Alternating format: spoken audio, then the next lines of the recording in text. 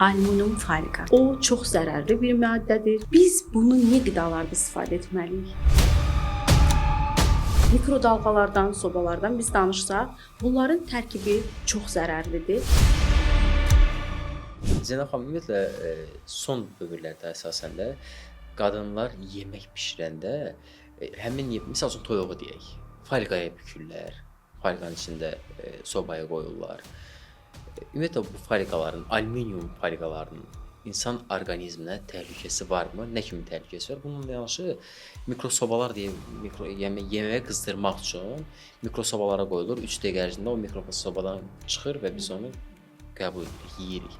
Ümumiyyətlə istər bu mikrosobalar, istərsə də bu alüminium tərkibli folkaların insan orqanizminə nə kimi zərəri var? Baxın, biz ağzımızda nə deyirik? Alüminium folika. Bəli. Elə deyil. Bəli. Yad məhsuldur da. Elə deyilmi? Bəli. Və metaldır. Biz bunu niyə qidalarda istifadə etməliyik? Bəzən ola bilər ki, insanlar qınaya məni deyə ki, nə oldu elə buna pis dedin, ona pis dedin desinlər. Heç də narahat deyiləm. Amma mən bilirəm, mənim vicdanım rahatdır ki, mən həqiqəti deyirəm. O çox zərərli bir maddədir, çox zərərli bir məhsuldur ki, hər bir şeydə də mən görürəm istifadə olunur. Geri dönüşü qısa konkret desəm, xərçəng hüceyrəsini oyadır. Bununla bərabər mikrodalğalardan, sobalardan biz danışsaq, bunların tərkibi çox zərərlidir. İçərisində olan işıqlar artıq yeməyin temperaturunla bərabər tərkibini dəyişir. Tərkib dəyişdiyi zaman bədəndə artıq toksin yarandığı üçün xərçəng hüceyrəsinin oyanmasına səbəb olur.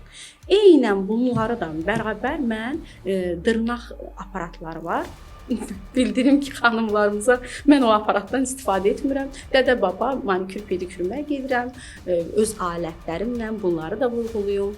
Necə köhnədən indi də elə. Qəti xanımlarımıza məsləhət verirəm. Baxın, 100 yox milyon faiz, yəni mən bunu deyirəm ki, o xərçəng hüceyrəsini oyadır.